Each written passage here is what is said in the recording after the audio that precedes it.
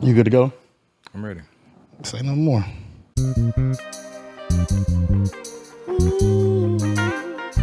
Oh yeah.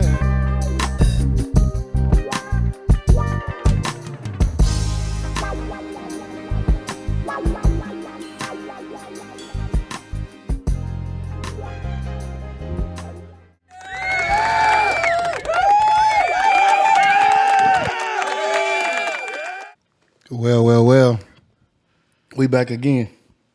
You're now tuned into the GoodDays GreatNights Podcast. Like I tell you, anytime I get to break bread with my people, it's always a good time. Make no exception. This is one that I've waited for a long time. It's something in my eye, ain't teary-eyed or nothing, but it's one of my player partners. A lot of times, bro, you meet people, and then you kind of like get a chance to kind of live your life with them, and then you get a chance to live your life through them, and they not know. This person, a lot of people would say, is kind of like behind the scenes, behind the lens, behind the frame, but an artist. It's always good to break bread with my people, so this one, y'all, will be, to date, the best one, and then the one after that, we'll say that's the best one. People base it off what they heard about you. They might have heard you went to Wyandotte. They might have heard that one time you was sitting around and you was like, I want to do something different with my life, so I want to try my stab at pictures or photography or just being an artist. And they might have seen you sitting with your back against the oncoming traffic, and they might have seen a camera sitting on your desk with a manual. In between calls, in between orders and everything, they seen you thumb through it. They might have also seen you go on some life journeys where, you know, the purpose driven was a book that was read and 4 agreements and different things like that. But we're going to get a chance to, you know, let them know who you really are. So you know my rule. We don't never say your name first. So just so we can get an understanding, if you know me in the cigar world, they call me 33. Alicia and Harrison's daddy or father, depending on what demographic, how you get down. Your auntie's favorite podcast host, she told me every day, she said, you make sure you drink a lot of water before you go out there dealing with them people. Your uncle's favorite nephew, he say he's still proud of me. Second coming to Gerald Levert. Mr. Will spin your mama from a half to a hole on some 2-step. My newest handle is would be Cool Breeze as well, but we just gonna keep it as 33 today. So, in the sense of a road trip, if we was going somewhere, where would you want to go? I think I want to go to South Dakota, man. South Dakota? Yeah, I want to go to South Dakota. Okay, now I know this is gonna be interesting. This sounds like some Kanye stuff. Okay, so South Dakota. So how many hours is that, you say? I think it's anywhere between 6 and 8. 6 and 8. Okay, 6 and 8. So we going up here on some Yellowstone type stuff. All right. So I say we're gonna go straight up. I'm gonna let you drive the whole way because I feel like if I let you drive the whole way, when I get there, it's gonna be a treat to kind of how you drive. There you go. So we'll jump out right here. We get on the highway. We stop at the Quick Trip, gas up, get everything we need. I got all my cigars. I'm ready to rock and roll. Okay. In the sense of that, what 5 songs would you play to describe yourself as a person to date? In the sense that kind of like when you're going into Saturday morning cleanup, when you think about your kids, when you think about family, when you think about goals, just in that realm of like if somebody was sitting in the back row, like you got your people with you, I got my people with me. Most of them know, but we got some few new people around too, so that's good. So they want to know who you are as a person. So what 5 songs would you play and why? I'm going with the anthem right now. I ain't stressing today.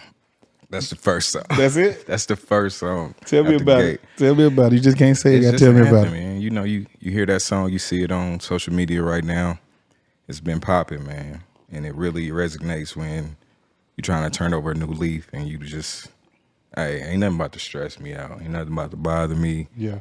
It is what it is. You know, the storm is going to pass. So I ain't stressing today. So we getting in the car, we rolling. Hey, I ain't stressing while we riding, man. I'm chilling. Chilling. You chilling. I ain't stressing today is the anthem. Okay. I ain't stressing today. Number 2? Number 2, I'm going to take you, you know me. It ain't easy. Come on. Easy, It would be right. It would be right. Hey, that's just from growing up with my older brother, having the Tupac cassette tape. You know, I've listening to it, fell in love with it, the whole album. That's Me Against the World. Yeah. That whole album, man. I can play it. We can play that. Yeah. The whole deal from front to back. I'm taking every song. Yeah. It got a story. So that album is like a special piece. I love that album. Okay, so I love it. It Ain't Easy, Tupac. Number 3. Number 3. You know, I like doo-wop. Okay. That thing. Lauryn Hill. Hey. Wow. I love that song. What did it make you think of? It stood out to me once upon a time. Okay. Every Sunday I would leave church. Yeah. And I would listen to the Sunday Jazz Brunch on radio. So Throwback. So it turned into every Sunday I'm just gonna listen to some jazz. But you know, eventually on Sundays on the radio, they transition from gospel to the jazz to the R&B at the time, 107. Yeah. So one day I'm rolling and the song came on. And I was just in a situation or in a position at the time, but it kind of just spoke to me. And it was just a specific part when she said, how you gonna win when you ain't right within? Okay. Huh? Yeah. Come again. Like, I'm like, damn. I need to fix some stuff. I need to change some things. I like that. So I like the whole song because she kind of like, she's not just playing like the woman role. She's giving on both sides. Like, look, the men need to watch out too. Mm-hmm. You know, and that's just life. That's how things happen. That's how she's seen it. And I just like that song. And I really like that part. How you gonna win if you ain't right within? Okay. Kind of stuck. I like it. So I had to change some things at the time. We're gonna talk about it. Yeah, we're in a better place. Give me your next one. That's so we at 4, right? That's 4. No, that's 3. We at 4. Oh, that's 3. 4. I'll go with some gospel, man. Gotta have it. That Imagine Me, Kurt Franklin. Okay. The melody, the words, it's kind of comforting. Yeah. You can listen to that song. You don't even have to be going through anything, but you can listen to that song and just feel that song. Like this is a nice song. Okay. And I like that. I like gospel songs that's more mellow in a sense, more so than maybe the shout. Yeah. I mean, I don't have a problem with it, but if I'm riding, I want that mellow touch of soul. You can feel those words. Silver and gold type stuff. Silver and gold was cool. Yeah. It was cool. I'm more of a this little light of mine type. Oh. And that's for my kids. Gotcha. Every morning. This little light of mine, we play it on the way to school, summertime now, but when we were going to school, that was our routine. I like it. And I'm sure I got some video, but my kids love that song. They sing it to the top of they just sing it, man. It's so beautiful. This little light of mine. Okay. That could be 5 if you wanted to be. No, I feel like you got one more. If I only one more, probably just to be on some, this is where I come from type stuff. I'll probably go with last $2, Johnny Taylor. Come on. I'm not going to lose these last $2. Come on, man, because they going for the bus fare in the jukebox. I got to hear me some blues. Come on, That's man. where I come from. Ooh, so, okay. Johnny Taylor, not going to lose these last $2. That's generational. That's generational. That's understanding, like, what you've seen, but that's like the training of it.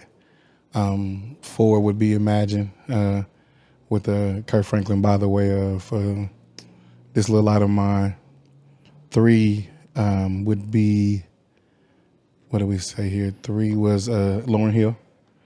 The doo-wop, that thing. That's in the sense of just more or less of understanding that it ain't just a woman that has to change, a man has to change too, in order to be the better version of yourself. And then like the people you're around. It ain't easy, Tupac. That's just because it's Tupac. It ain't, I mean, like, everybody that's come on this show, they always make some kind of reference to Pac. Like, so I give Pac the ultimate credit in that, and it's just more or less of saying the truth. Like, sometimes you're dealing with a lot of things, and it's okay as a man to say it ain't easy. It ain't easy. It ain't easy. Number 1 was, who do we say number 1 was?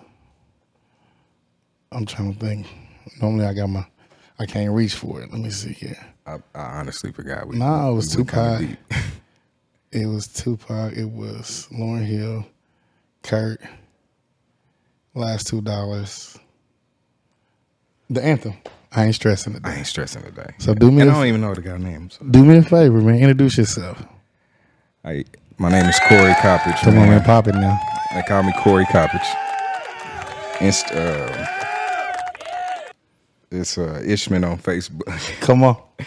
And Coppics Photographer. Coppics Photography, owner of Coppics Photography, videography, and more. Just a regular Joe, man. Okay. I'm generally behind the scenes. You know, I'm not used to being in front of the camera. I'm the one behind the camera running it. So Okay. So when I tell y'all it's special, he not just behind the camera no longer. It's just that this past couple of days has been a whirlwind for the home team.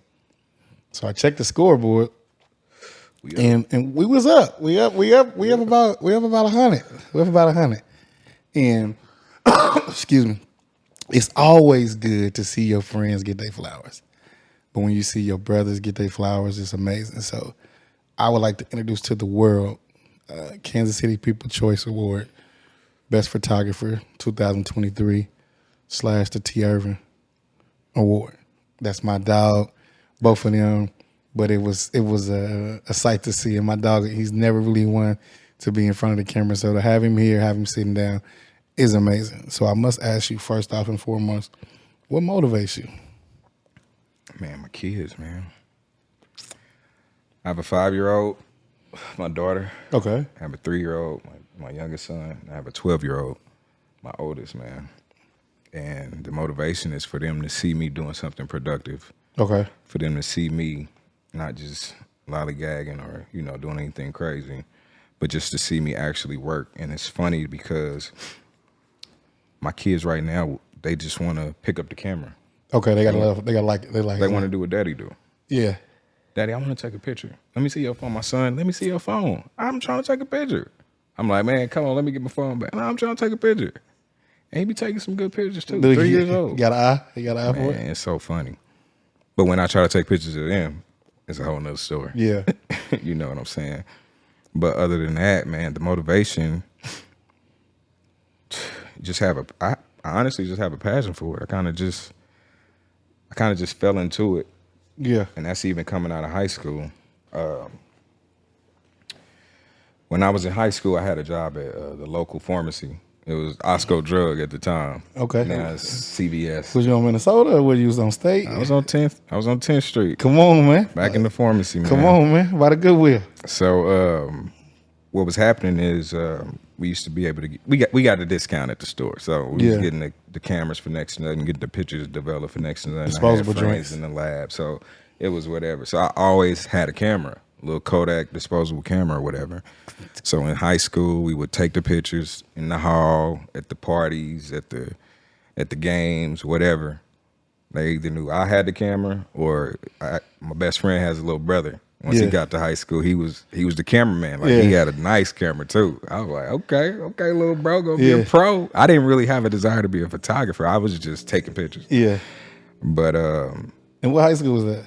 Wyandotte High School. Oh, okay. Representing Bulldogs. Class of 04. Stand up. Come on, man. Oh, okay. I mean, no disrespect to nobody else. I just wanted to make sure I see you in here. You see my color? You see my colors? Come on, you see what colors I got up? Don't be cruel, man. Y'all see my colors. I just want to make sure y'all see it. That's it. Okay. Yeah, man. So that's where it started. And then fast forward, kind of moved out on my own and ended up upgrading. So I ended up getting a nice little Sony CyberShot, man. It was a nice little digital camera I got from one of my homies. And from there, I tried to be a professional at that point. Like I was just trying. I knew I didn't have the equipment that may have said, hey, he's a professional, but I was still like working it like I was a professional, man. That's how you're supposed to do, yeah. So, and at that time, I was just getting my feet wet. So just family, friends is kind of having a little faith in me. Pictures wasn't the best. I know they wasn't. But at the same time, it was definitely just me learning, me trying to get into it more and more. So even with that, man, the passion just kind of developed even more. Okay. So every day I'm looking to try to be better, or whenever I take pictures of somebody, I'm gonna try something different, or all right, maybe I need some lights, or maybe I need this, or let me try this, and then I upgrade it. When I upgraded, things kind of changed because That's when I the had monster was on your desk? yeah, it was that one. Okay. I had just got it and from off of Craigslist for like $400 or something. It was a Nikon, so I'm like, okay, I look like a professional. You still got it? The strap. Nah, I don't have that one. Okay. I don't have that one. I have an old body, but I don't have that one. I think I got rid of it. But yeah, when I had it, boy, you couldn't tell me nothing. I just knew I was a pro and really wasn't. I was just autoing it out. I was faking the funk. Yeah. I'm just snapping pictures, but I knew one day it'll come. So I actually gave up on photography once upon a time because I just felt like, well, I don't get it, so I don't understand it. I went to an event when we were working at Prescription Solutions. There was a guy named Travis. Yeah. And Travis was like a beast with the camera. Yeah. And I'm like, oh, I need to learn how to do that. Right. I want to know how to do that. So he invited me to a meetup that he had with a bunch of photographers, a bunch of models. It was like a big mixed meet with everybody, like hairdressers, stylists, all that. So I went there, and, man, I was overwhelmed. I've seen so many people with so much I'll say high dollar equipment. I don't know how much it was at the time, but I just knew I didn't have it. I'm like, damn, I ain't got that kind of camera. This dude had the biggest lens I ever seen in my life. I'm like, what is that? Yeah. Had no idea. So at this event, I still got my I still had my little cyber shot at this event. And they did a contest of who had the best image of the event. And I was in there with this little camera. Like, I was shooting the shit. I didn't know what I was doing. I don't know what settings I had, but they put me in the email. They was like, yeah, Corey, you had one of the featured images. I'm like, wow, that was dope. It felt good to be, recognized even at that point. Right. Although it was just like, you had a nice image. It wasn't nothing else. It was just, but hold on. Because I think that goes back to like conversations that we've had. So when you say, man, you got enough. You see what I'm saying? So even in that moment when you walking in the room and you seeing all this other stuff, your eye is your eye. Like, you can't never, you know what I'm saying? That'll never be something that somebody can take away from you. And I think at that point I was back into it, but I wasn't, because I was still like, man, I don't have that equipment. I can't get to that level. So, I probably put it down for probably a few months, maybe a summer, I'll say. Okay. I'm like, I ain't worried about that camera stuff. But then it kind of, I think my little cousin had a baby at the time, so they was asking me to take a couple pictures. So I kind of got back into it, and I'm taking pictures, and I'm like, okay, maybe I can do this thing. I got a program. I got the Photoshop now. I can do a little something. I had no idea what I was doing in Photoshop. I was making clouds, bro. I don't even know what I just seen a feature. Like, I'm like, let me try this. I was making clouds. It looked like a bitch. Dreaming. Like, You was dreaming. Maybe that's what it meant. You was dreaming, bro. Looking back, maybe that's what I was telling myself. You was dreaming.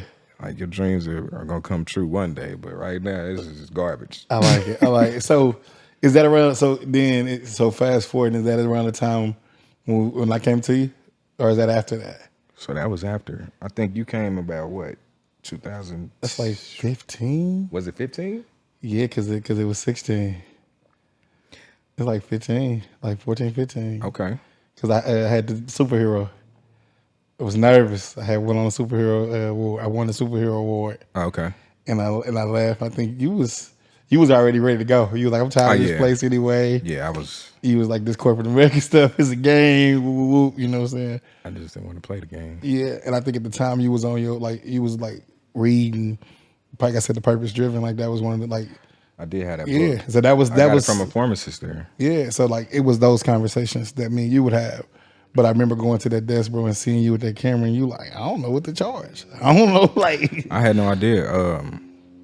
I was scared to say $40. You want me to take some pictures? $40, $50. Like, I don't know. Yeah. And then you booked. He said, I don't argue with Macy's. I ain't gonna argue with you. I'm like, well, $60, bro. Yeah. I mean, because at the time, bro, like I said, I'm all for the dreamers. You dig what I'm saying? So, like, it's no coincidence that you come back around that later on, and this is formed, this bond is formed. But bro, you could tell it was something that you was passionate about, but you could tell it was like when he find like who he is, it's gonna be cold. And that's what happened. At that time, Instagram had started, and I ain't gonna lie to you. When I first got on Instagram, it's as horrible as it sounds. You gotta think this was a while ago. So I was just looking at the girl, the girls. It was Tuesdays and Thursdays. Come on, man. If you know what Tuesdays and Thursdays was, then that's what we was on. Yeah. So I'm just like, and then I started to get out of that and kind of got into more of the pictures. Because I'm looking at pictures. I'm like, well, this is a lot of pictures, and let me see what's out here, what's on here. And then it started changing. The things that I used to follow, I stopped following. The things that I was more interested in, I started following that. So as the years progressed, my skill set progressed because I was looking and getting inspiration and motivation from other photographers from all around. Yeah. And then more photographers, even from Kansas City. Yeah. I can remember as early as, I know when I really got serious, it had to be probably about 5 or 6 years ago. So if you think about that, I was seeing other photographers. I'm seeing people that's in Kansas City that's dope. Yeah. And I'm looking like, okay, this isn't just this ain't Instagram like people are far away. This is Instagram, people are right here. Or this is Facebook, people are right here. So I'm gonna take a shot and start reaching out to people just to see. Who was like some of the people you reached out to? Sam Jordan. The coldest. Yeah. Sam. He already know. I reached out to that brother. I was like, hi, sir, whatever. Well, I was real polite because I wanted to meet. I'm like, man, I want to meet you. I want to talk to you. I want to pick your brain. I want to know. Sam hit me up. He was busy. He was so busy. Yeah. Like one time he was like, we'll see. I think he thought I was just, I don't know. Yeah. But after I probably kept bugging him, then I got to him. He was like, all right, I got about an hour to meet you. Mm-hmm. We met on State Line at Panera Bread. I took that hour. I was working nights. I think I got up early before I went to work. I'm like, all right, I'm going to meet Mr. Jordan. So he said, Mr. Jordan. Man. Come on. Sam cold, man. So met up with him, showed him some of the work I had done. And this is around the time I got the my big body camera. Mm-hmm. So I had to learn manual settings. So like I said earlier, I was cheating because I was using auto, just snapping, not really knowing settings, not knowing anything. So when I got my manual, it just, something clicked in me like, boy, you gotta take this to a whole nother level. Mm-hmm. And that's what I did. So I started reaching out to more people. So it was Sam, it was Anna Patrice. Anna she took me to a whole nother level. She actually took time out, and I met her through one of my best friends. So, and now we like click tight. Yeah. I can call her, right? She should have been here today. But like, we clicked tight, man. She showed me the ropes. When I got that manual camera and I went to her, she's a Canon user. I'm a Nikon user.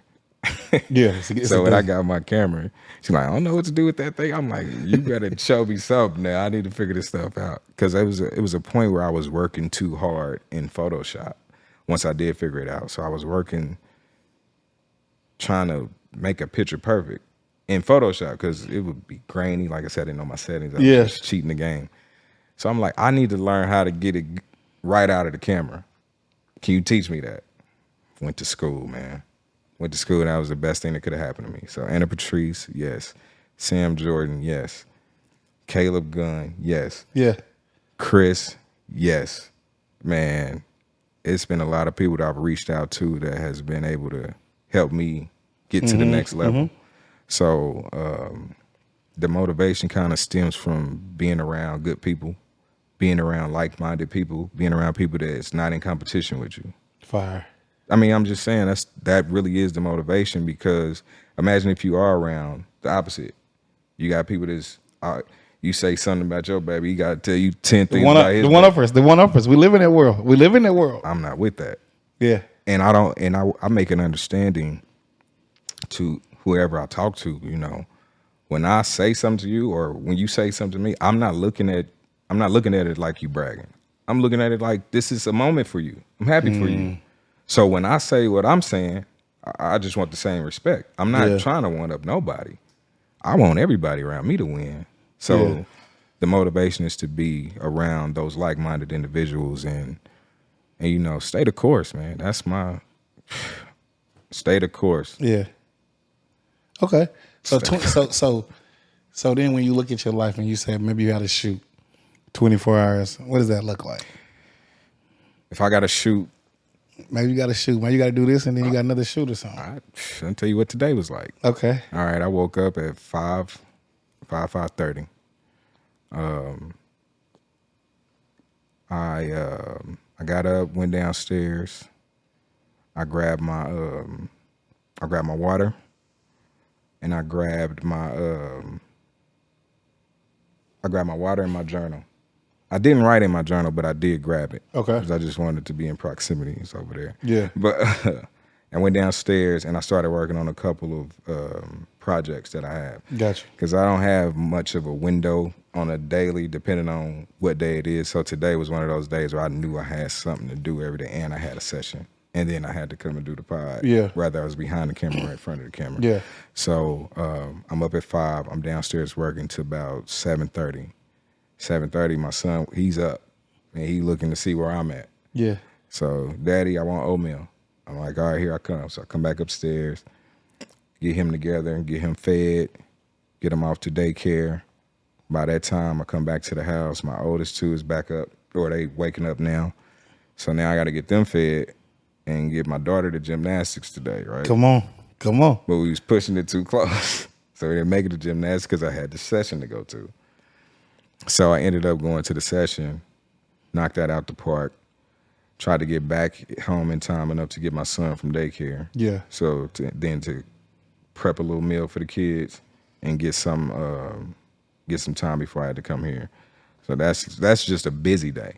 But on a regular day, man, I'm waking up, I'm taking some time to write. We did meditate today, me and my kids. We meditated in the driveway before we left. We did do that.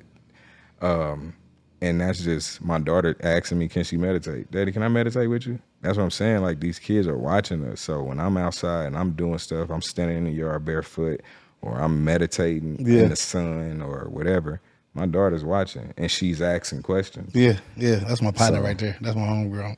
That's my partner. Daddy, is that Mr. GoodDays GreatNights? That's my partner. That's my homegirl right there. So, man, you said a lot, bro, but I don't hear no hour. And you know the rules. Oh, I get my hour. You know I get my hour. You know I get my hour. I get it. Sometimes it's when the kids are asleep, though. I'll get it during the day, especially if the kids are at school, I'll get it. But if I'm at home with the kids, Mina has me doing something every day. Hands down. I'm going to call you right back, bro. I mean, see what Mina trying to do.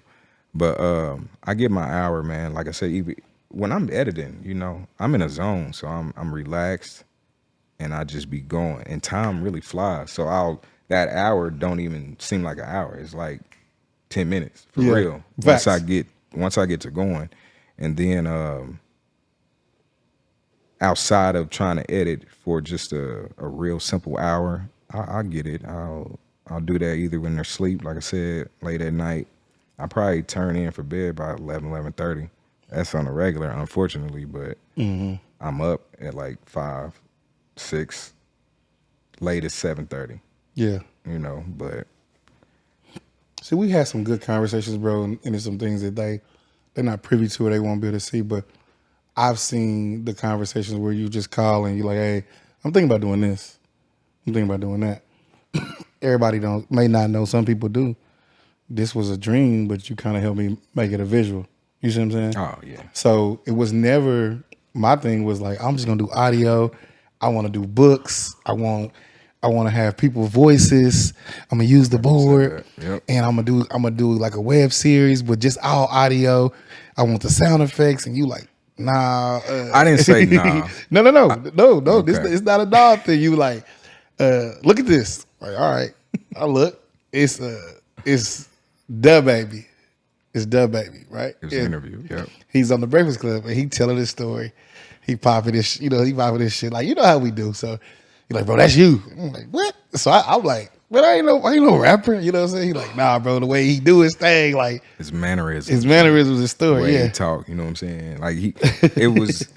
I'm looking at him like, dang, that's that dude Al, bro. That's him. I'm saying it being funny, not even knowing what you had in mind. Yeah.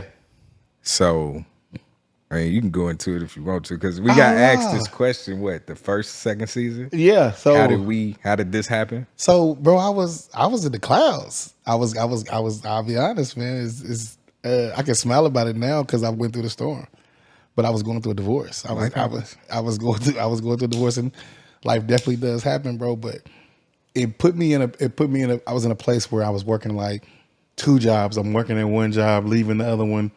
Excuse me. I'm cleaning floors. Vacuuming floors. And I called this dude. I said, bro, I got an idea.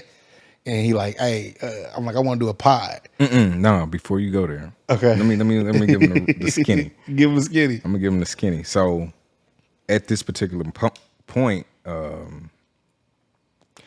I was asked about you. Okay. It's like, you talk to Al. I'm like, nah, I ain't talked to him. One of the homies. One of the homies. Yeah. You talk to Al. I'm like, nah, I ain't talked to him. And I was Ghost. I was Ghost. Yeah, I was Black Screen. But then memories start flowing on Facebook. Yeah, it's okay. You can say it. So I'm just looking at pictures and I'm like, I need to call him. I forgot. I'm like, I need to call my boy, see how he, because I just got asked about you. So when I called, no, I didn't even call you. I called you. You called me. I'm going to get some Lamar's Donuts. I called you. You called me on that Sunday morning. I'm looking at my phone. I'm like, what? I said, bro, I was supposed to call you. I'm sorry. What are the odds of you calling me right now? He's like, boy, God, don't make no mistakes. Yeah. I was like, well, what's going on with you? How you been doing? You ran it down. I'm like, all right, man, it is what it is. Let's do it. Then he was like, I want you to hear something. Mm-hmm. I'm like, yeah. What? Yeah. Bro, what you doing with this? What you doing with this? He's like, it's going to be a podcast. I said, you lying. He's like, bro, I'm about to do a podcast. I said, if you do the podcast, I'm shooting it. Yeah. Didn't have a camera. Yeah.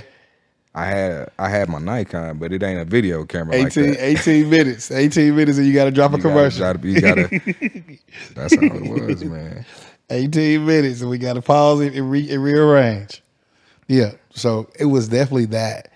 But I will tell you that while we was going through that, like I said, I tell everybody like to see the iPad, to the ring lights, to all the other production, and it just kept growing and growing. And I give you your flowers, bro. A lot of times you're like, hey man, we're gonna be good. It's gonna be good. And it was some days I'm like, bro, I don't know, and I couldn't get certain people, and you like, man, reach out to this person, and I'm like, bro, it gotta be organic. And you like, man, just reach out to him. And I'm like, it's gotta be organic. So that made me come out of my comfort zone. So when you're looking at your kids, bro, and they truly have made you come out of your comfort zone, as far as to be outspoken, to be a stand-up dad, stand-up man. When you look at that, I know you giving them a service as far as how to dream, but what's your thought process when you're looking at your 3 and you looking at them and you like, bro, when it's all said and done, and I want y'all to know Daddy is, what would that be? Rich. I like it. Break it down though. Rich spirit. Mm-hmm. Rich in mentality. Yeah. Rich in funds. Like, I don't have it, but I got to claim it. Yeah. So just understand that you always move about with a rich mentality. Like being rich spirited is just, I like that. You believe in you. And we do affirmations every morning. Yeah. My son, you can't tell him he ain't the strongest little man in the world. My daughter, you can't tell her she ain't the most beautiful. Like, this is how we speak to our children. Yeah. I mean, it's times we yell at them too, but at the same time, I'm instilling something into them. And I want it to be more positive than anything. So when my daughter asks me, can we meditate? Yes, we can meditate. I'm not going to tell you no. Yeah. What you need to, you going through something? Do your breath. Take a deep breath. Yeah, so that would be what I would say. You know what I mean? Make them rich. And then if you can give somebody a book, what book would you give them? I like a lot of books, man. And I feel bad. I was just thinking about this earlier because I kind of figured you was going to ask me about books. But let me tell you a story. If I had to start reading books probably about when I was like 22, 23. Yeah. This I mean, we probably wouldn't even. We wouldn't be here. I promise. I promise we wouldn't. I know we would. But I'm all about timing, and I understand that. And one of the books that I would suggest for anybody to read would probably be Think and Grow Rich or The Four Agreements. The Four Agreements is kind of, it helped me, and it came at a great time. Mm-hmm. It came in 2020. You know, it's when COVID, everybody was when everybody was dealing. So I took that time to do more quote unquote self-serving, like feeding myself knowledge or getting myself doing things different. We sitting in the house. I mean, ain't no sense to me just trying to see what's on TV all day when I can tap into something that I haven't tapped into before. Yeah. Get in the process of reading more, get in the process of journaling, taking notes, making manifest. I got a funny story too. My nephew has been a manifesting joker for as long as I know. And I used to look at him crazy. Okay. My nephew's 31, by the way. Like, he's he 31. ain't no kid. He's not no kid. He's a grown man. But at the same time, he's always been the type to quote unquote say something about manifesting. So I remember when I first had my daughter. Are you gonna shout him out on shame or just? Y'all know Trey Copp, the actor, he the one. Okay, he in here, man. I see you. Okay, all right. I just want to make sure. I see you few. So he was always manifesting. He was always doing it. So one day we go over his house. I just had my daughter, and they was talking about they wanted to have a daughter. They can't wait to have a daughter. And then the conversation talked about having land or having a house or something, and the question was posed like, how you gonna get that? He's like, we just gonna manifest it, like it's gonna happen. I'm like, boy, you crazy. You don't do that stuff. Yeah. The tables turned on my ass real quick because things just started happening. Yeah. And once I tapped into those books, it kind of gives you, once you start jotting stuff down and you start seeing things happen, you like, well, what was that? Yeah. So it was a couple times where I would write things down or I would say, I want this to happen. And I bullshit you not, it started happening. Yeah. For instance, when I was looking for the camera, new camera. I go looking for the camera and I'm on Facebook Market just to see, what is pricing for who's down there, whatever. And I seen one guy, tapped in with him. He was kind of, how people can be arrogant. Yeah. And I ain't got time for that. I'm like, all right, well, whatever. I ain't worried about it.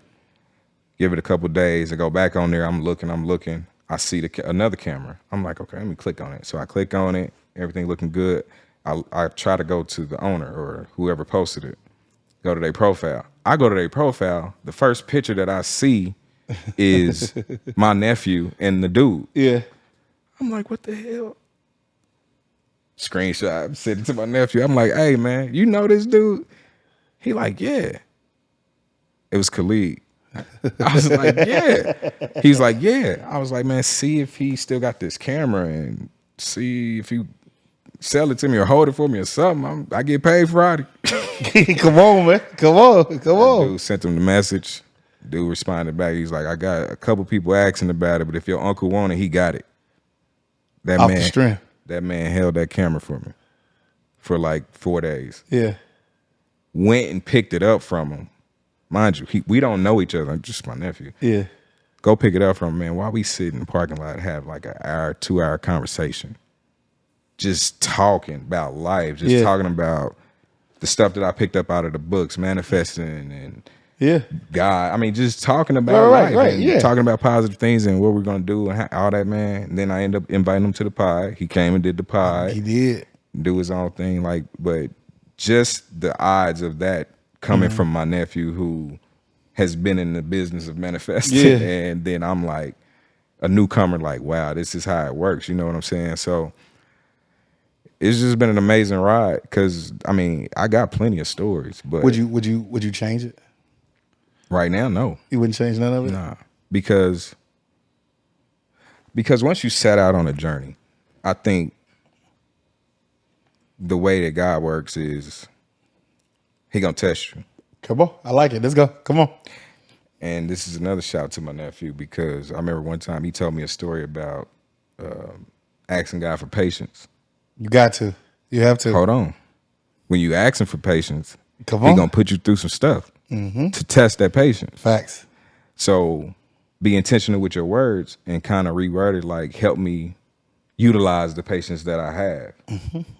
Maybe the road won't be so rough. I don't know, but that's facts. But just watching and being intentional with your words. Yeah. So even with that, I started to be more intentional with the desire and with the journey. So even when it came to, coming to that fork in the road where you gotta go left or right, you gotta pick a side. So I always like to say you can come to that point where, if we traveling to Dakota, we get off on this exit. And why did you pick South Dakota? I'm gonna tell you why. Okay. Mount Rushmore is there, and it's a bunch of mountains. It's beautiful. And another photographer that used to work at Prescription Solutions went. Yeah. And he showed me images of him just stopping on the side of the road and snapping these dope pictures. Yeah. And that was in 2008, 2009 when he showed me that. So I'm just thinking to myself then, like, one day I'll get to that level. I can take a trip to Dakota tomorrow, for real. Yeah. And come back home.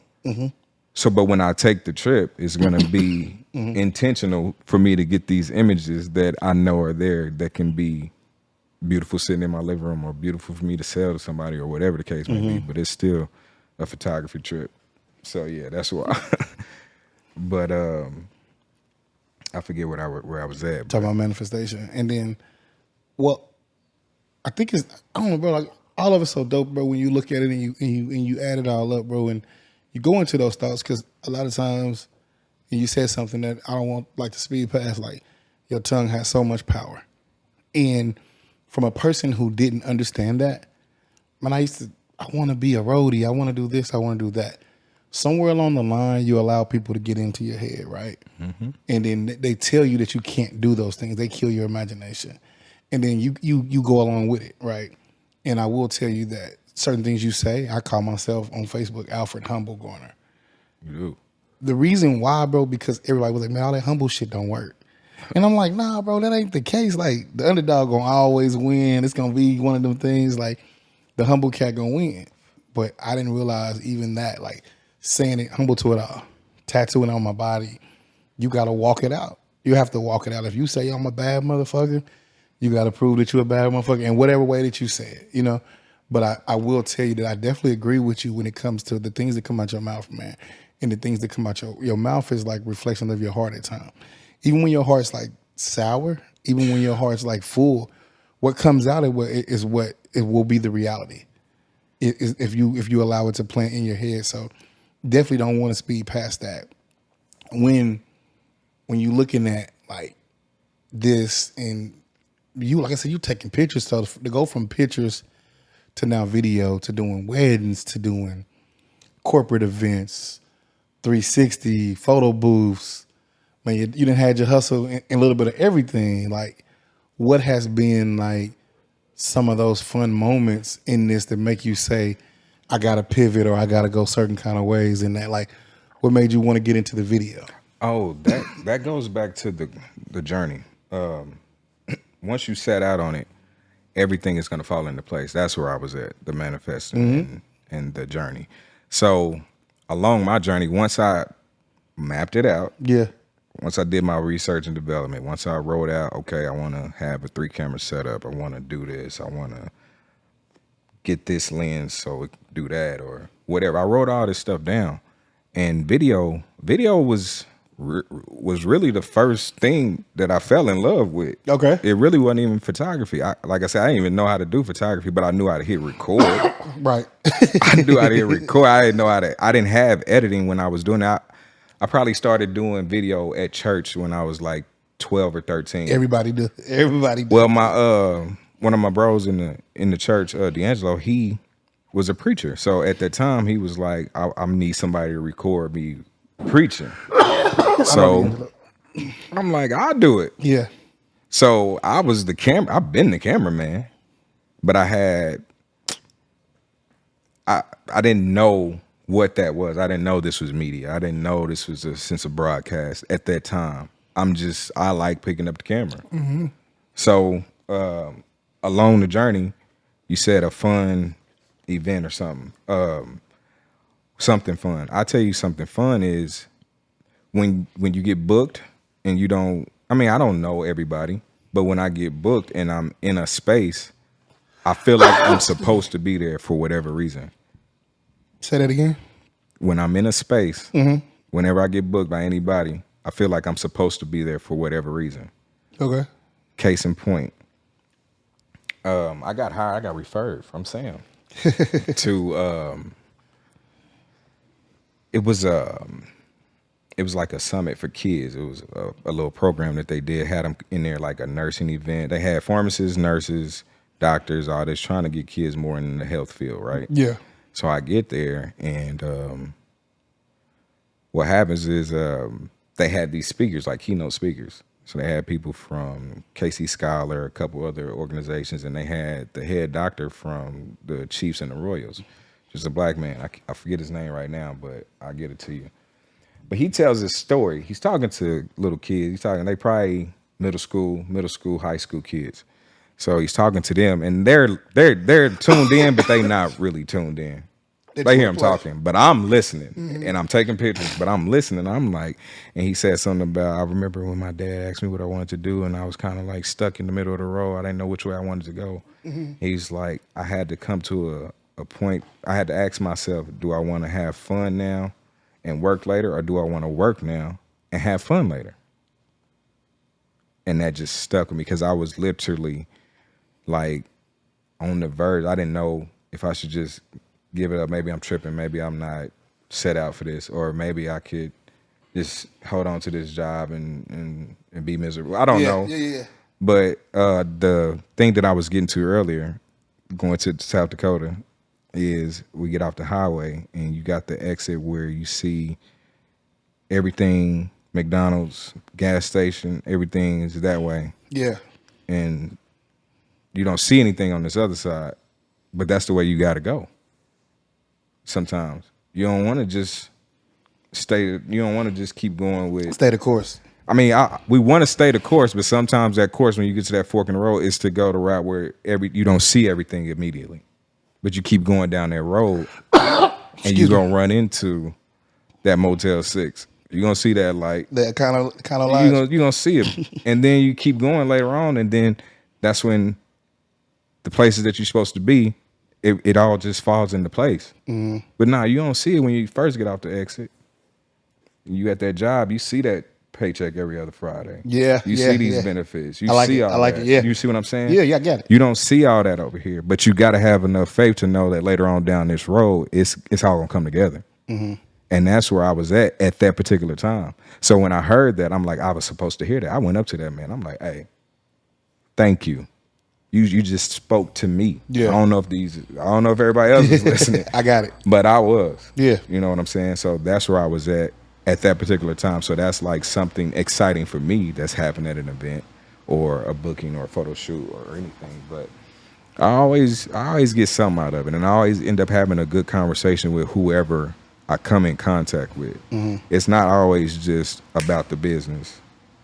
We can do business, but I can also ask you how your day is, or if you got kids, how your kids doing, or what's going on, whatever. Do you think that's more or less like to keep your customer service part of it, like with the people, like so that way you not so much to be relatable, but you kind of like break the ice a little bit? Is that your icebreaker when you're dealing with people, when you're doing different events?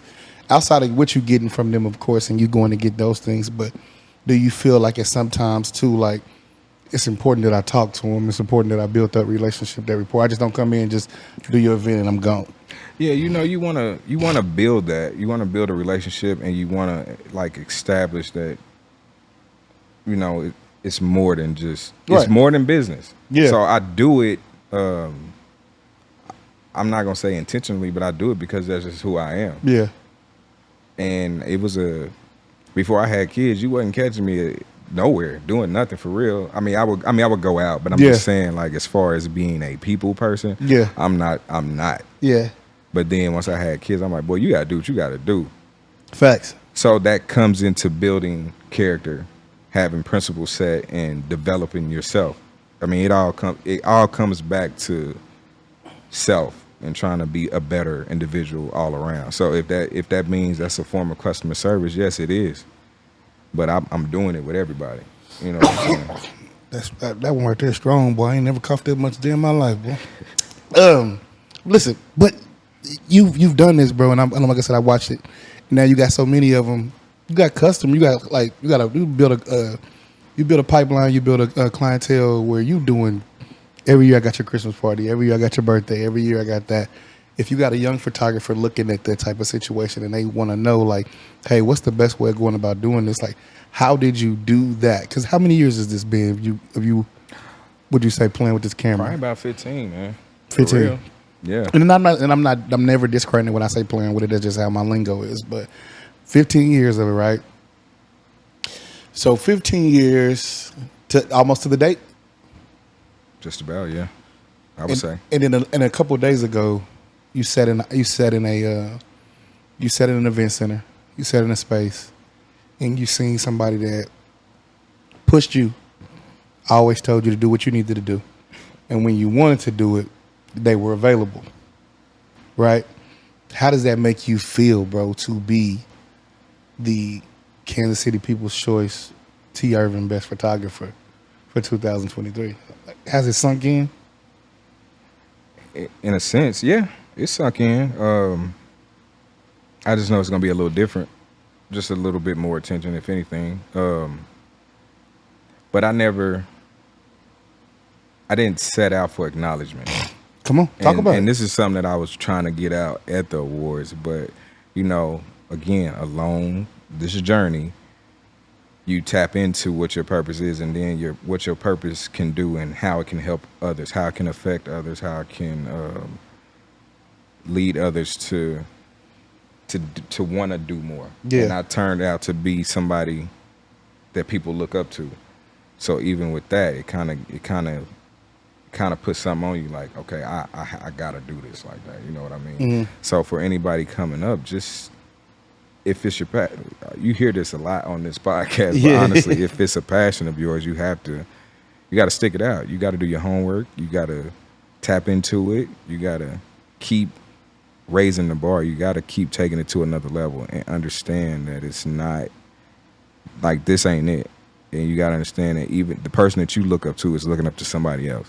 So even if there are people looking up to me, I'm mapping my stuff out, looking at somebody else, or reading these books, or on a podcast, or listening to people on other podcasts, because it seems like I get something out of everything that I've been watching for the last year and a half. Yeah. I promise. And every time I get it, I apply it. And it started with discipline from Deion Sanders when he was in Memphis or Mississippi. When he was doing Jackson State. Man, that discipline was right on time. And even with that, I failed at a point, because I asked and set up and strategically planned so much stuff, and it came. I didn't expect it to come as quick as it did, but it came. Yeah. But I wasn't mad at it, because even though it came, it felt good, but it also put me in a space where it was like a learning curve.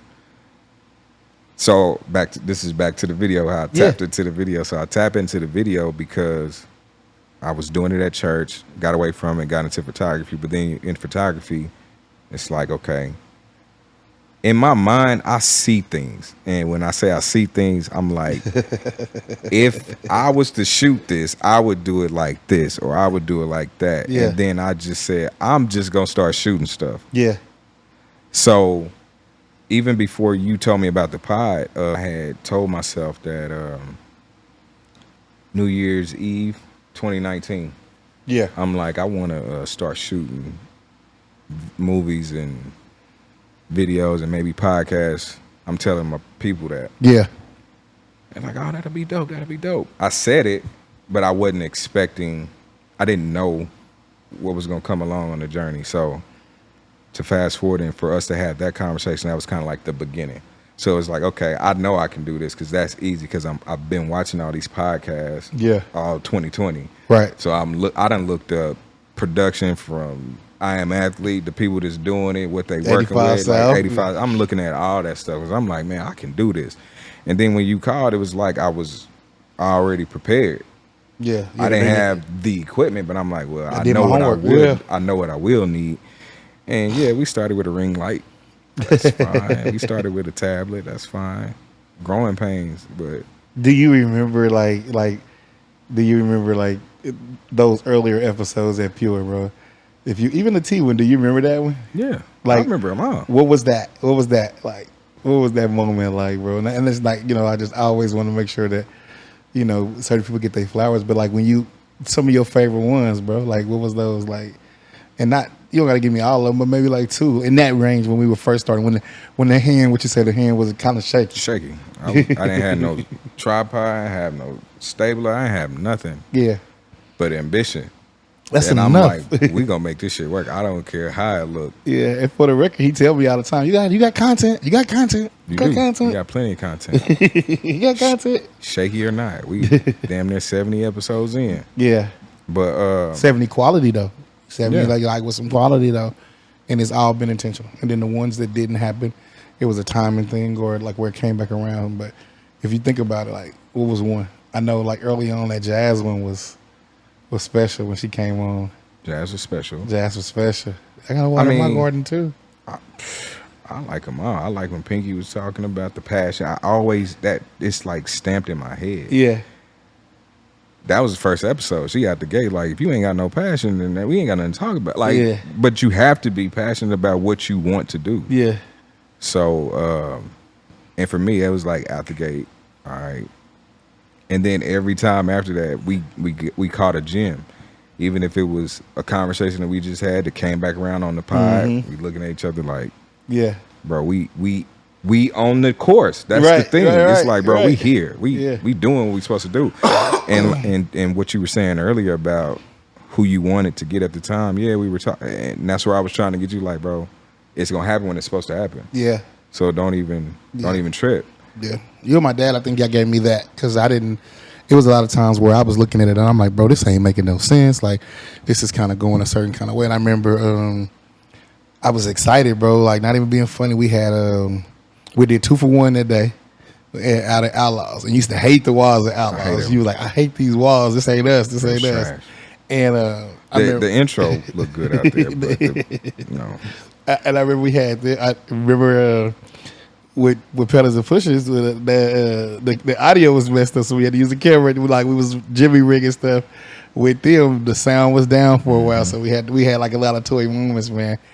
I remember YGKC one, and the reason why I remember it, that boy took that picture and ran with it, and it was. And I seen your artistry, like making sure that you had good pictures to line them up. You see what I'm saying? and that comes with it, man, because you gotta capitalize. Yeah. I mean, honestly, you gotta take advantage of the opportunity. So I was just thinking to myself, okay, I'm good at pictures. I know that. I'm figuring out this video thing, but pretty soon I'm gonna be good at video. Yeah. So I'm not worried. But something gotta be quality. I know this shaky video ain't gonna do it, but this picture gonna do it. Like that was my thing in the beginning. Yeah. And then it really just stuck because it's kind of like I mean, we all emulate something. So we see this stuff on social media all day. We see this stuff on TV all day. And I look at TV totally different, I promise, than probably anybody. Yeah, because you told me you had a vision of like being courtside. That was your... I wanted to be the NBA cameraman. I want to be on the floor when they going. I want to do that. When they checking in the game, Yeah. like I'm on the floor like this. I'm gonna be on the floor. I'm gonna be a cameraman. That's when it's all said and done. That's what I wanted. Yeah. Before I realized I can build my own shit. And I'm like, I can do whatever I want to do. I don't have to necessarily be hired by TNT. Yeah. I can build this. I can be courtside at the Hy-Vee Arena. Yeah. You know, if I wanted to. So I'm just in the process. Like, the goal isn't just to, quote unquote, I didn't set out to win, but I'm glad I won because it brings the attention and the opportunities. Yeah. So maybe the opportunity will come where somebody gonna be like, hey, you got a team to shoot this? Yes, I do. Even if I don't, I know a lot of photographers. I know a lot of videographers. Hey, you want to get in on this? Let's do this. Let's knock it out. And we can roll with the punches, man. Yeah, because you launched a production company as well, not just Coppics Photography, right? Tied In Productions. Yeah. Yes. So, and that came off of research and development, man. It kind of just came to me. When I say tied in, it's a whole story behind it. And my cousin just went buku crazy on the logo. I was just telling him, like, it was my point where I was tied into God and I wanted to tie in videography with my photography. Gotcha. So it's a triple entendre if you think about it. And if you look at my logo, when the tied in comes on, it's like an infinity sign. It says Tied In Productions. I like it. And like I said, I was tied in with God, tied in with the universe, wanted to tie in my videography with the photography. And when I explained this to my little cousin, who free-handed the logo, that dude's talented. Yeah. That dude had, like, the infinity thing was like film. He drew this. Yeah. The infinity sign was like a film reel, and he had like the galaxy, like stars. And I'm like, bro, detail. Yeah. I'm like, bro, you just blew me away with that. So I sent it to my the logo creator guy or whatever, and they made it a motion graphic, but it didn't have that specific detail. But that picture, oh my God. Yeah. Amazing. I love it. And that was a rough draft. And that was the one. So, your dreams, your legacy, what do you want? My dreams are, I mean, you living in them? I want some. So? I mean, I still got, is there a difference between dreams and goals? Yeah, your dreams is what your wants keep you hungry. Your needs keep you full. You know what I'm saying? The things you want to do is what makes you wake up. That's your motivation. But, you know, the things you have to do, you do now. And then you get into Jeezy, men do what they want, boys do what they can. You know what I'm saying? Well. So when you looking at it in that sense, like, you got dreams and you got goals. I do. So you can give me both. Dream is to build a production company. Yeah. The dream is to have an event space / studio. I see it every day. I see it. I know exactly how it's mapped out. I see the top level. I see the bottom level. I see I see an event going on at the top. I see my boys renting it out for their photo shoot at the bottom. Whatever.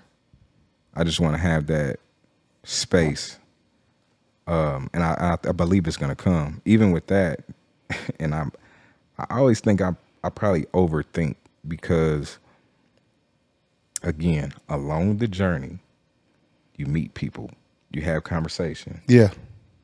Y'all start getting deeper in conversation. Y'all start knowing more about each other, and you just create this bond. And over the last year and a half, I've honestly met some of the most amazing people. Facts. I promise in my life. Facts. And I'm just like, how? What took you so long? But I'm just thinking, why? I not even why me, but just when you set out for a goal, you really never know what's gonna come with it. Mm-hmm. And where you think things are falling apart, things are really falling right into place for you. That's facts. And when they fall into place and you realize they're falling into place, you just got to stay the course and see what comes of it. Yeah. It's not I wouldn't say it's a play on trying to, see what you can get out of somebody or anything of that nature, or being an opportunist. I keep seeing that going around. Yeah. It's not, I don't think it's that. I think it's honestly when you're dealing with genuine people and when that time comes, facts. I believe that those people will assist you in whatever way that they can, or and vice versa, you with them as well. You post, like, man, and even when you say like opportunity stuff like that, some of that kind of irritates me because we're supposed to help each other, bro. People got this notion, you only want to ride my coattail because my wave, or I got motion, or I got this. You are supposed to help. A man with all the answers, and he sit in a room full of people and he watched them bump his head, and he watched him lose his way, and he watched her lose her way. He's not a man. He's a harbor. He's a gatekeeper. Mm. Anybody that know God he's a jealous God. So if you get to play God, eventually you gotta come back, go back by there.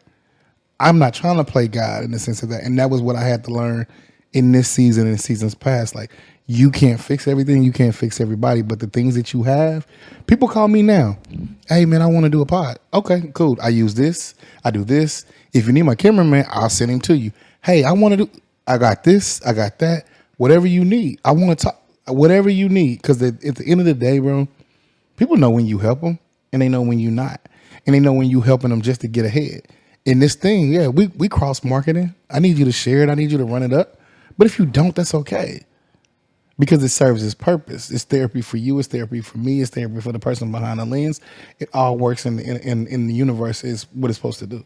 Exactly. It's really the law of attraction. It's really God doing His work. Law of attraction. It's definitely that. So I don't care about nobody feeling like I'm an opportunist. Because if that's the case, you wouldn't come over here. You wouldn't want to be bothered. But everybody wants to be around. I want to keep describing the cool. I want to change the narrative. Like I talked to the homie. He said, "Man, I don't want to post because they say this is the algorithm time. This is that. I want to post because I got something to say." Yeah. But if you keep going and you consistent alone, don't matter when you post. And I hate to use it like this, but the Virgo Queen, you would say Beyonce, whenever she drop, it don't matter. It don't matter if it's 2:00 in the morning.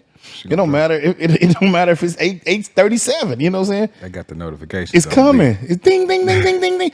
Girls getting out their sleep. Fellas getting out their sleep. They want to know. And when Jay get on, they want to be the first to repost. It. You see what I'm saying? So that's where I'm at with that. But when you look at your legacy, what would your legacy read? Coppage, Coppage.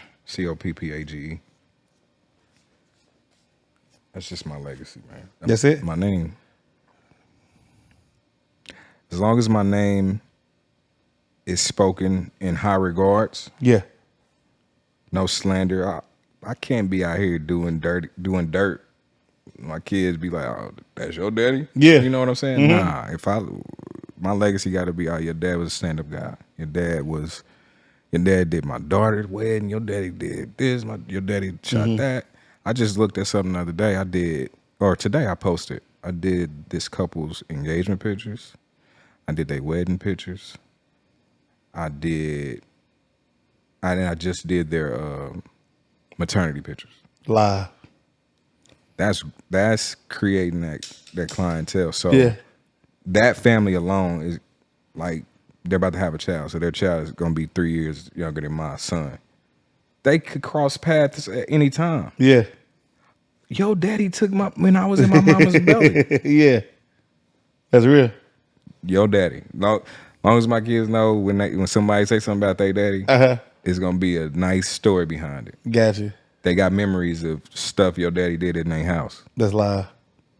And one of my other OGs, Egan's, I didn't say his name earlier, but Egan's, he is a triple OG in the game. Yeah. And he man, that dude been shooting since I was born. Probably longer than that. But he got a legacy. So he's at a point where he's kind of sending part of that to me. And I'm creating a new legacy. Yeah. 2 photographers, 1 family for generations. That's crazy.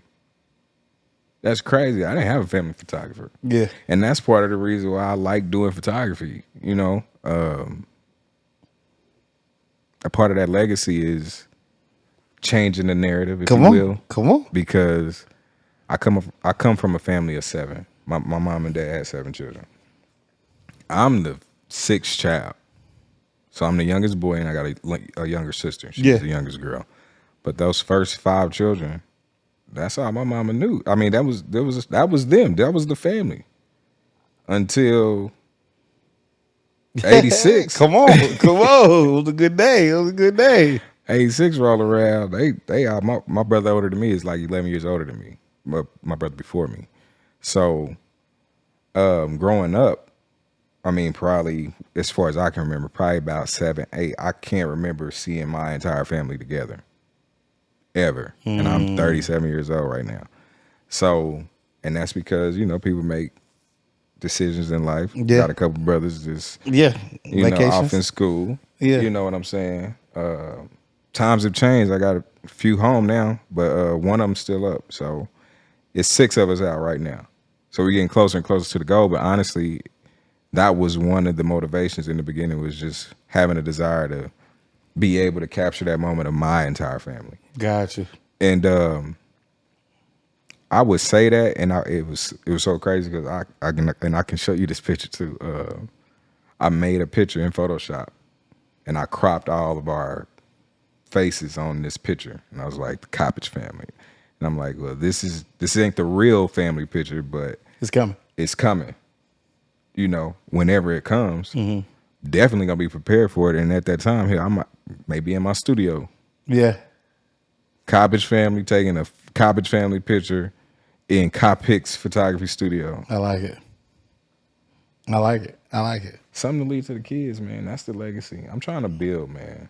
And I like it. you know, you might not have all the answers out the gate, but eventually, I'm telling you, them pieces fall into place. And when they do, you can't quit. Like, I got to a point where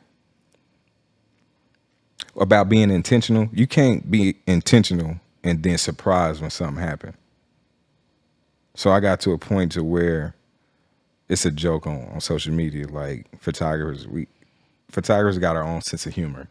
So it was something it was a meme. It was like a king sitting on his throne. It was like when the client booked the ultimate package you never think they get, and you just sit there like, yeah, I did that shit. Yeah.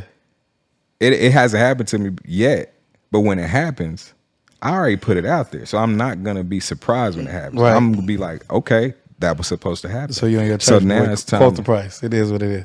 It's time to take it to the next level. Yeah. At that point, that's what we're supposed to do. We're not supposed, like, I was told a long time ago, how much does a car cost?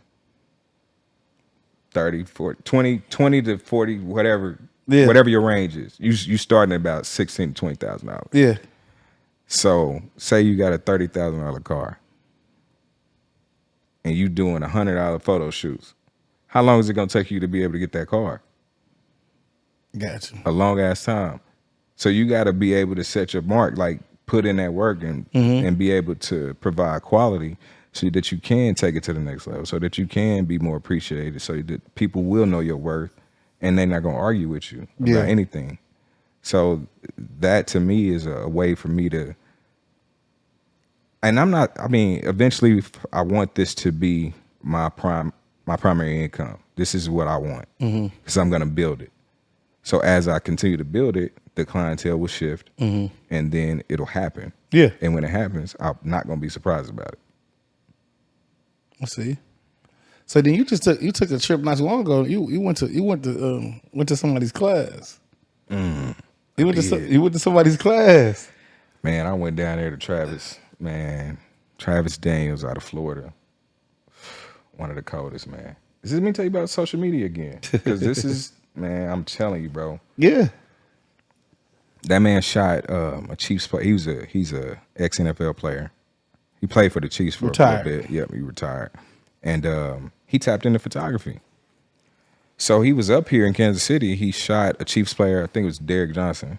I think he did his wedding. So I'm seeing people from here. I'm seeing people in this wedding on Instagram. I'm like, damn, who took these pictures? Like, I know her. Like, I know that person. Like, who took these pictures? Right. I go looking, Travis Daniels. I'm like, click on it. I'm looking. I'm like, this dude, cold. I'm talking about, dog. Yeah. I said, I'm about to hit him up. I don't care. Yeah, I'm like, indeed. man, your work is nice. This, that, and third. You never know when somebody gonna hit you back. You don't know how people act. That dude hit me back. He like, thank you, man. I'm shy. I'm kind of like, damn. He down to earth too. Like, yeah. most people that's on that level, you Can't it's touch 'em. automated. That inbox is automated. You ain't talking to them. You talking to somebody. I'm like, man, that dude reached back out. Fast forward, I was following. We would interact. He went live a couple times. I was responding. He was answering back. I'm like, okay, he familiar with my name now. So fast forward, yeah, that was last year. He put on a workshop. Yeah. Man, went down to Florida, went to that workshop, learned some key things, man, with photography and just how to go about business, customer service. Yeah. He kind of went over everything. And They that did like was, a little competition too, though, didn't you? it was a friendly competition. It wasn't even a competition. It was really just a drawing. So Yeah. basically, he was just like at the end of the workshop, we did like I think it was like a 4-hour day, and we just went over how to shoot couples and how to pose and lighting and, like I said, business and customer service on the back end. And at the end of it, he was giving one of the participants an opportunity to shadow him on one of his weddings, which if you see Travis work, you'll know why that's a major deal, because this dude everywhere. Yeah. And he drew the name. It was like 4 or 5 of us there. So drew the name. I didn't win, but the homie won. I need to ask him how that was too, because I know it was dope. He said you can pick anywhere, you can go anywhere we go. Yeah. And that dude be everywhere. Okay. Yeah. So we share a mutual love for a particular basketball player, particular man. You dig what I'm saying? Jelly Bean. That's Jelly Bean's son. KB 24. Come on. So, talking to the young 24-year-old Corey, what would you tell him? Man. What would you tell him, dog? I don't really know. You wouldn't tell him that? 24. 24. What would you tell him? I know I was ignorant. I'm not gonna say ignorant like You just green. I was, whatever that meant. I don't even know what that phrase means. Green? Yeah. What green does is that mean? like I think I know stuff, but I really don't know. I nothing. didn't know. I don't know nothing. Yeah, I'm green I to the didn't game. know I'm green. shit. Yeah, and green. I thought I did. Yeah. I thought I was the man. I thought I had money. I thought I was doing something. And yeah. So what would you tell him? I would tell him to pick up that book. My cousin gave me a Donald Goines book. Okay. I can't remember the name of that book, but I think I still have it.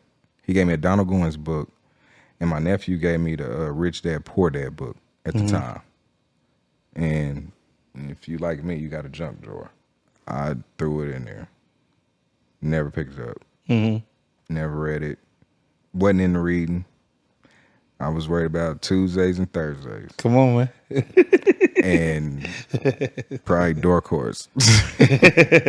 Dark Horse was definitely a thing. If you know, you know. I mean, I was really not in the know of a lot of stuff that I probably should have been. And at the same time, yeah, I wasn't, not at that point, not 24. Yeah. I wish I was. I wish I was on. Sometimes I wish I could go back and be like, okay, this is where you at now is where you need to be then. But then I'm looking at it like, no, that's a part of the growing. That's a part of the process. So I can't even be mad at 24-year-old Corey, because 24-year-old Corey was doing 24-year-old shit. It's no, I look at it too, bro. I don't want to change a lot. A few things. Not say this, or maybe say this. Speak up. Speak up. I was not a talker. Yeah. I was never a talker. Yeah, speak up. Ever, bro. Speak up. And I didn't realize. Only time that I would talk probably was like publicly was probably at church when I would go to Sunday school when I was a little younger. But to talk or to be vocal, even at home amongst the family, I was never that person. But then I became intentional in saying things, in making my presence felt on whatever topic, on whatever subject. It's how you say it. So I was, and it's just happened in 2020 where I was learning to communicate, especially with my family, and to be observant, to see how people are, see what triggers people, see what moves you in. I read people. People say you read energy. Yeah, I read energy, but I be reading people because I feel like I have enough positive energy within myself that it should rub off on anybody. Right. I walk in the room, everybody know he coming to Joe, he coming to place. But when I'm serious, it's not a downer serious, because you got people that's serious and it's like, oh, he in one of his moves. Nah, when I'm serious, it's more or less, let's talk about real life stuff. What are you doing? Are you say this hurt, or you been doing it? Have you tried going to walk, or you gonna do this? Or you gonna fix try it. to do How we something gonna fix different? it? Yeah, let's try to do something different. Let's fix it. Yeah, I like that. Because that's what it is.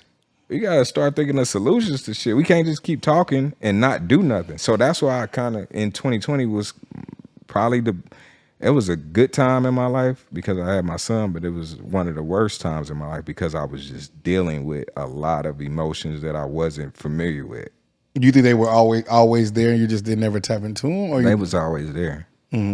But at the same time, I didn't know what to tap into. Yeah. If that makes sense. No, so does. it's kind of like, you know, for instance, I would know how to speak up for myself. Right. But I really just wouldn't. Not even like speak up for myself, but just to be, I guess I didn't trust my knowledge on some topics at times, so I wouldn't say much. Yeah. You know what I'm saying? And No, I don't know if that's... I get it because mine was more or less of the fear of somebody, not saying I was wrong, but I didn't want to hurt nobody's feelings. I didn't want to, at the time then, I was so scared of losing friendships. I was scared of losing friendships. I was scared of losing people. I was scared of my identity wouldn't be one that they could relate to. But why would you want to be relatable? At the time, bro, that's what was told. That's some of the things where we were taught certain things, and then you have to learn. Like now, I tell my daughter and my son, like, don't go where people tolerate you. Go where they celebrate you. Like it's okay now. I tell my friends that, bro. My mom said all the time, I can stay home and get my feelings hurt. I can watch Lifetime and cry. She said all the time, bro. You know what I'm saying? But now it's okay to stand out in the room. It's okay to be. And I never knew like that. I walk in the rooms now and I be like, do they really, back then, do they really love me? But I never gave a damn, man. And we total opposite. Because I would, especially coming downstairs, from upstairs to coming down there with y'all. Oh, bro, I was like, man, it's these brothers, they out here doing their thing. They gonna fool with the kid? Because I don't want to be, you don't want your enemies. You know what I'm saying? Bro, I didn't talk to none of you niggas. I didn't talk to you. I didn't talk to Bello. I didn't talk to Shid. I talked to Jamila. Yeah. That was my homie. I'm like, we went to school together. I know to you. my night. Huh? To my night. Jamila Williams, light skin. Got you. Talking to her every day at the job. We sit at the table. Then one day, Bello, he just being Bello. He's making fun of us sitting in the back. He's, in the little in the hole. Making fun of us sitting back there. I was like, man, shut up. And that was like the icebreaker because he knew Jamila. I didn't know him at that time. Yeah.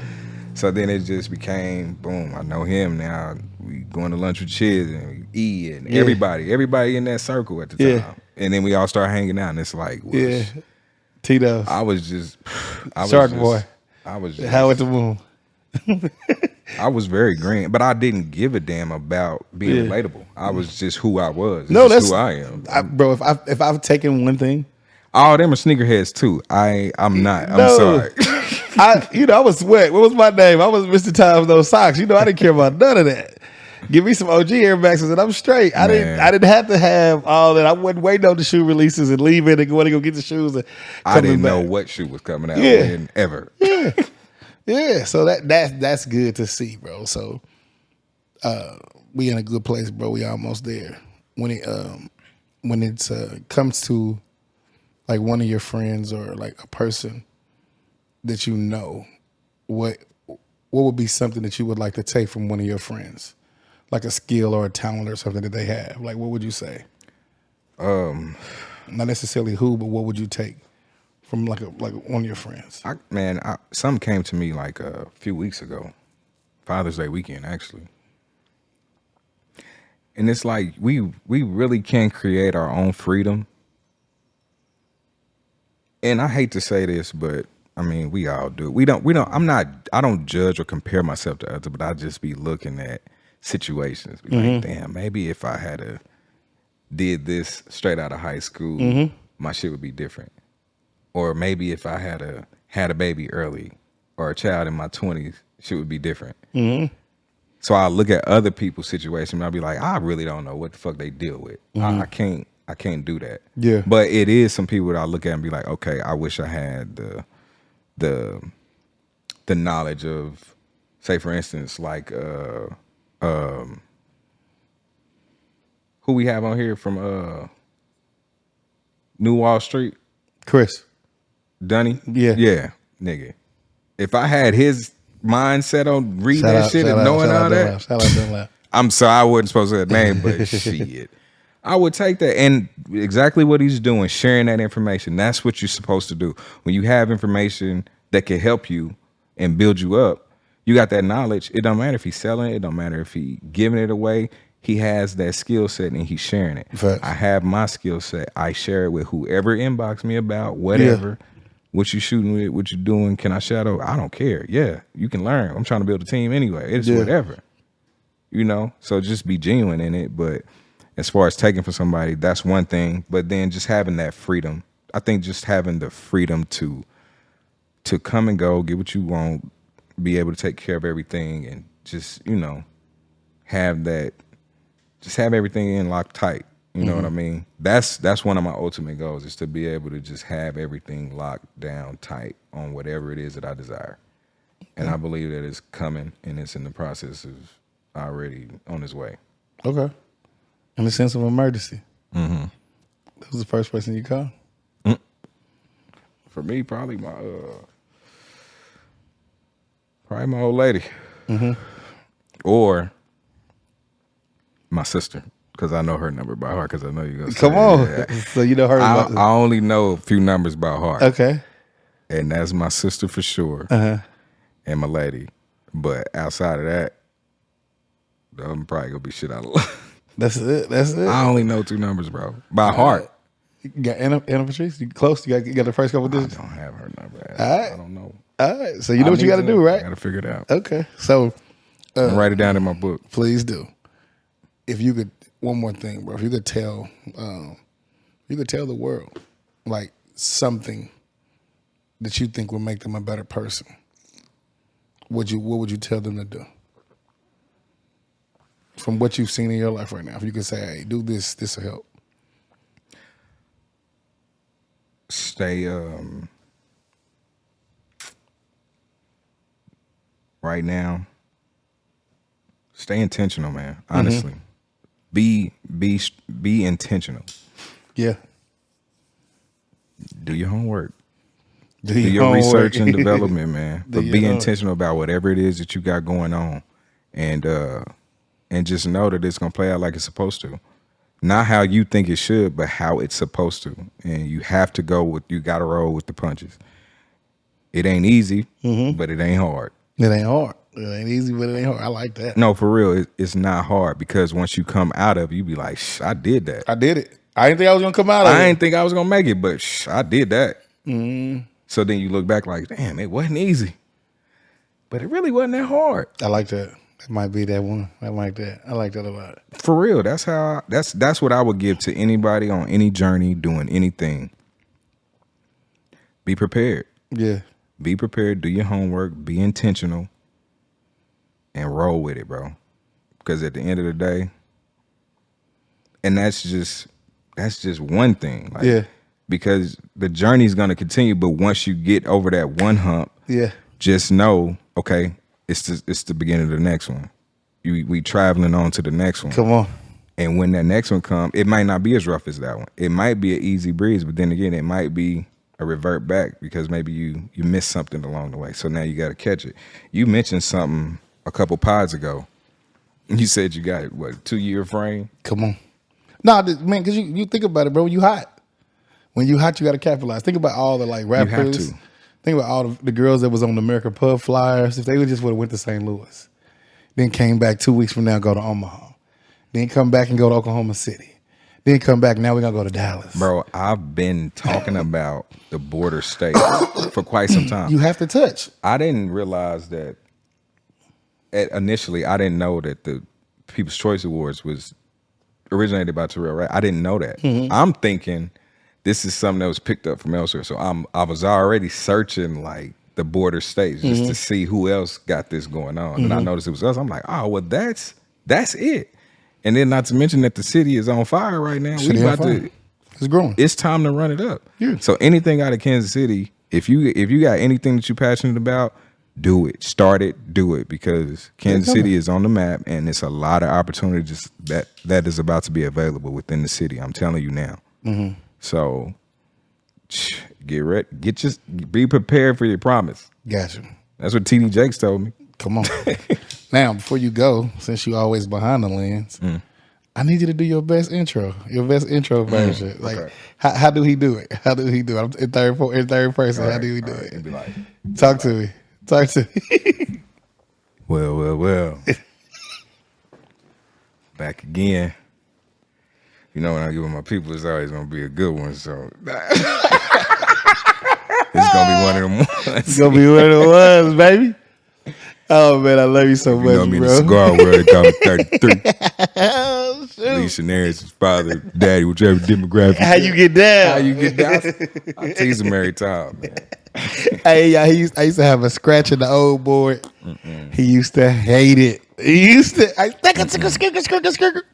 I cut all of it out. Hey, man. I love what we doing. I love you, man. It's only up from here, bro. From the bottom of my heart, bro. I love you. I'm proud of you. Love you right back, I bro. can't say it enough. I know it's funny now because when I talk to my homeboys and I say, hey, man, I love you before I get off the phone, I have to do it. You know what I'm saying? I don't care. It don't bother me. It's just one of those things that I always want to know. Like, I want people to know. Like, even when I was in my darkest or my lowest, you never know when nobody else is going through it. So that's why I say it, bro. So never goodbye. I always see you later. I always see you later, bro. May God be your direction and we be your seatbelt in this thing called life, bro. Until we see each other again, yeah, be cool, be safe. Love. Much love, man. Always.